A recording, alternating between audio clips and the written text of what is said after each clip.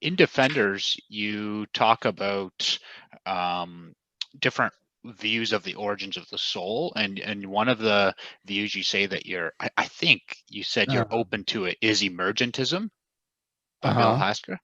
So Yeah. I'm wondering, would Adam and Eve, would that be compatible with them, or only with their children? Because uh, it would seem that maybe Adam and Eve would have to be like special kids of their parents, where they have Yeah. certain complexity. Yeah. Oh, I mean, I talk about this in the last chapter. I had Okay. always sort of envisioned that this change in them would be a miraculous change in them as adults, or at least teenagers.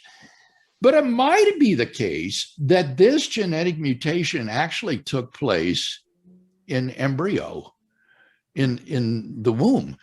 Or it could have been a genetic mutation, not in Adam and Eve as such, but in the gametes, the sperm and the egg, which then united to form them, so that right from the very beginning, they were human. And that genetic mutation had already lifted them to the status of humanity at the moment of conception. So they would be what geneticists call genetically modified organisms. You heard of things like genetically modified wheat or tomatoes. Adam and Eve would be genetically modified organisms.